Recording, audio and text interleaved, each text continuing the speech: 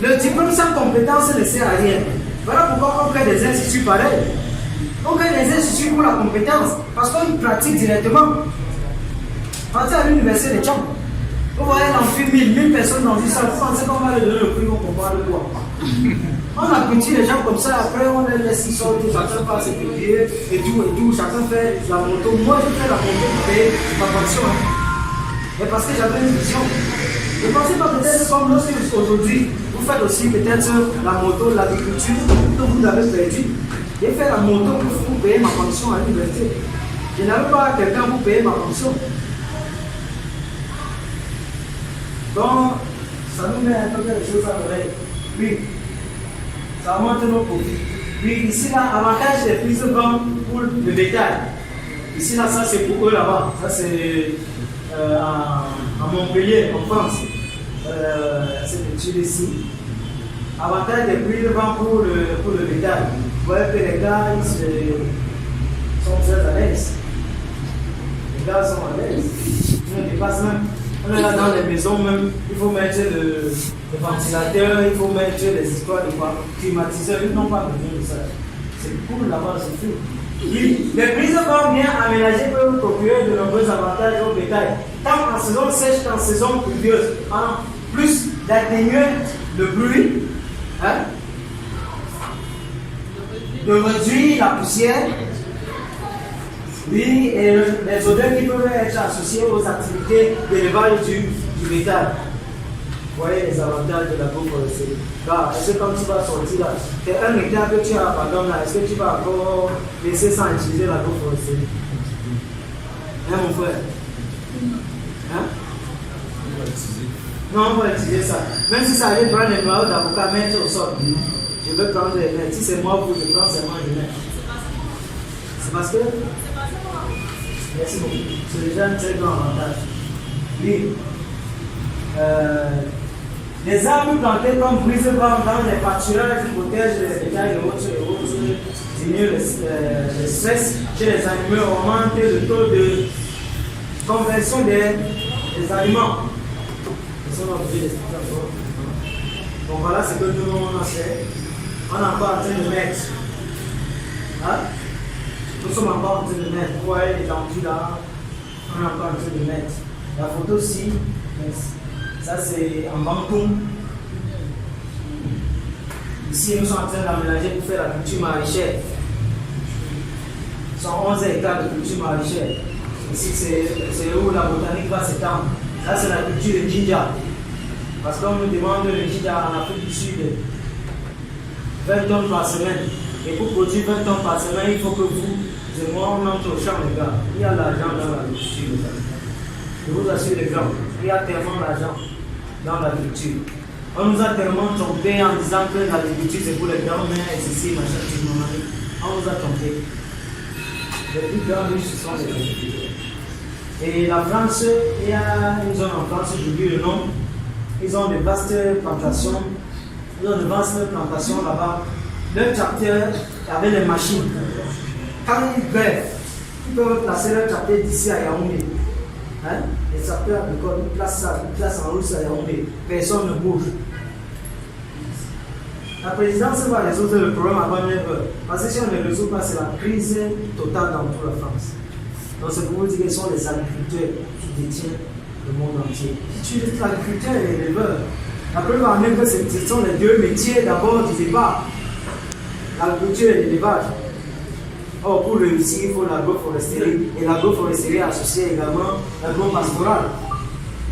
Oui, ici, là, ça, c'est un autre type. Merci. Oui. Bonsoir tout le monde. Merci beaucoup.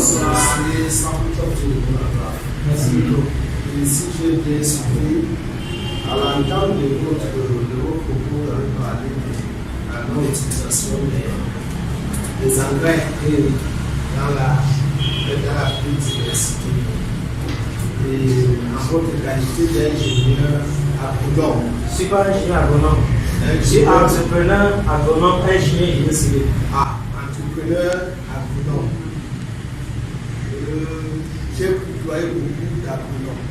En fait d'ingénieurs dans l'agriculture, tout ce qu'ils peuvent bien nous dire, c'est de nous dire comment on va composer nos engrais chimiques pour aller utiliser sur nos maïs pour avoir un bon rendement. Et aujourd'hui, je comprends plutôt que peut-être un ingénieur nous dit qu'il faut déjà mettre fin aux engrais chimiques. Étant ingénieur agronome qui vient nous dire, on va déjà prendre ça en considération que non, c'est un ingénieur qui nous dit faites ceci. Et nulle part. Et ce sont eux qui viennent avec les engrais chaque fois dans les lieux de nos mamans. Chaque maman vient tirer son sac pour l'agriculture. Je comprends tout le contraire. En fait, le paradoxe là, c'est que avant là, je ne vois plus un champ qu'on utilise pas l'engrais. Parce que je ne vois pas trop les champs. Tous les grands patrons de la ville sont tombés dans les champs, ils ont tout détruit, ce n'est que l'engrais qui s'utilise. Est-ce que c'est une façon de faire régénérer le sol avec ces engrais aussi? Voilà. L'engrais conventionnel ou bien l'engrais biologique? Je dis, je ne peux pas déjà savoir cette différence. L'engrais chimique. Ok. La manière dont j'ai compris ça, je vais essayer un peu de laisser. Il demande pourquoi est-ce que vous les entrepreneurs dites que non, il ne faut pas utiliser les engrais chimiques. Vous êtes encore proposer ces engrais-là sur le marché. Il demande alors pourquoi est-ce que vous essayez de proposer encore? C'est là que C'est votre question? En fait, c'est un volet. C'est un volet. Le deuxième volet, maintenant, c'est quoi? Je ne veux pas répondre à deux. Le bien-être, en fait, le bien-être du. Voilà. Bon, je vais essayer de répondre. Je vais prendre l'exemple de notre compost. Avant, chaque concession avait sa compostière. Parce que chaque maison, parce qu'en grandissant là, je voyais toujours la compostière à côté de la maison. La compostière, c'est où on fait le fumier, le compost, non? Donc tous les déchets, les ménagères, là, on va déposer dedans, après on tourne. J'espère qu'avant, tout un chacun voyait un peu ça. Hein? C'était ça qu'on utilisait. Je parle dans la jeunesse. Moi, j'ai découvert parce que ces séminaires n'ont pas commencé aujourd'hui. Lorsque le directeur nous a dit qu'il faut le faire ici, on a choisi de le faire. Mais ce séminaire, on a dit ça, c'est la 5e. Toujours sur l'agriculture biologique. On a parlé de l'engrais, on a parlé de l'avantage, on dit que c'était uniquement l'agroforesterie. Mais sinon, un engrais est habilité à porter quoi? Nous prenons l'exemple sur le 20-10. On dit en agriculture, il y a quoi? Le NP. N, c'est quoi? Potassium. Est-ce que le sol a uniquement besoin de l'azote, phosphore, potassium? Non. Le sol a encore besoin de quoi? Éléments, magnésium, le fer, le calcium et autres, non? Quand on parle de l'engrais conventionnel qui est l'engrais chimique NPH, NPN, c'est quoi? C'est de l'azote.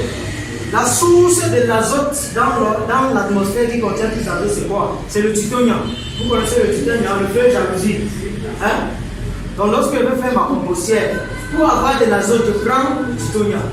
Maintenant, je vais avoir quoi? Bon, je ne veux pas entrer dans les détails parce qu'on n'a pas assez de temps. Parce que N, on va dire, le N, ça permet le développement de la plante.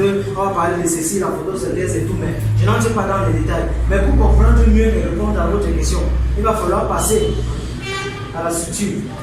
On va mieux vous détailler. Et voilà pourquoi je prends les contacts WhatsApp pour vous envoyer les brèches de tout ce que nous faisons sur le terrain. Pour vous exciter un peu à vouloir vous approcher à l'agriculture.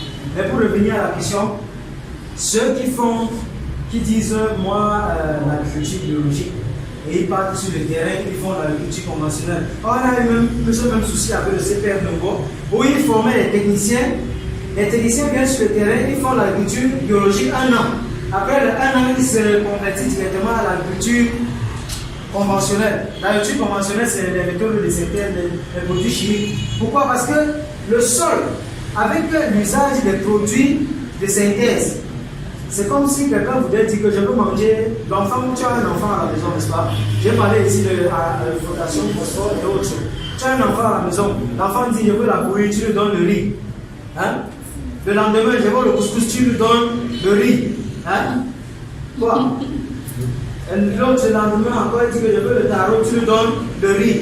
Voilà pourquoi les nutriments, nos fruits, selon les études qu'on a fait en 2019, on s'est rendu compte que la pomme que nous consommons là, la pomme qu'on cultive et autres choses là, pour manger, c'est une personne qui mangeait une pomme en 1950. Aujourd'hui, pour avoir les mêmes nutriments, il faut manger 22 pommes aujourd'hui pour avoir les mêmes nutriments. Hein? Vous comprenez un peu? En fait, le problème c'est que je ne peux pas beaucoup développer ça parce que n'en a pas assez de temps. Mais au fur et à mesure, il y a des choses qu'il va falloir que les gens comprennent. Donc, celui qui cultive de façon biologique, il est protégé contre les maladies externes d'abord. Il est protégé également quand il consomme sa production, il sait qu'il n'y a pas de résidus de produits chimiques. Comme j'ai pris l'exemple sur le producteur maraîcher qui utilise le magnésium pour produire. Après, il se retrouve au marché, les résidus, ça nous donne les maladies, le cancer, le diabète et autres. Maintenant, de façon système de production du sol, il appauvrit plutôt le sol. Parce que dans l'agriculture, on a ce qu'on appelle la résilience et la rémanence. La résilience, c'est quoi? C'est la résistance au choc. Les insectes, les virus en nous. C'est même pourquoi je dis que même les instituts pasteurs, ils ont échoué. Aujourd'hui, on va parler, tout même ils ont échoué. Il faut être clair dans ce qu'on fait. Ils ont dit que, Pasteur a dit que les virus et les bactéries étaient nos ennemis, qu'il fallait les combattre. Hein? Quand on les combat, vous voyez ce que ça fait sur nous. Les bactéries et les virus dans l'organisme, ça permet au corps de sécréter les anticorps pour lutter contre les agents externes.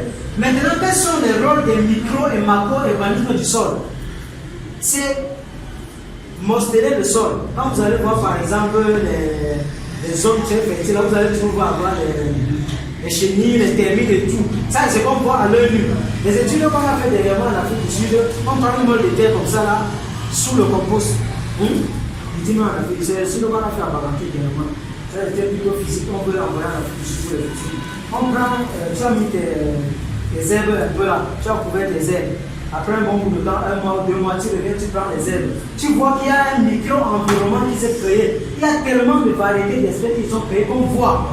Des chenilles, les tortues qui sont. On a compté 20 espèces qu'on voit. Si on doit passer maintenant au labo pour voir. Vous savez, lorsque vous brûlez un champ, ou bien lorsque vous utilisez les pesticides, vous tuez d'abord tous ces gens-là. Vous ne donnez que l'engrais qui va venir directement fertiliser la plante. Dans l'agriculture, on fertilise le sol. On ne fertilise pas la plante. Mais dans l'agriculture conventionnelle, on fertilise plutôt la plante au lieu de fertiliser le sol. On fertilise le sol pour que le sol puisse régénérer les micro- et macro-organismes du sol afin de produire en quelque sorte les vitamines nécessaires à la plante. Lorsque la plante, il y a des plantes qui ont besoin du calcium. Voilà pourquoi on parle de la biodiversité. La biodiversité, c'est que j'ai une parcelle d'1 hectare. Je divise ça en 4, de 200 mm². Quand je divise ça en 4, je mets la tomate ici. Je sais que la tomate consomme beaucoup plus de potassium.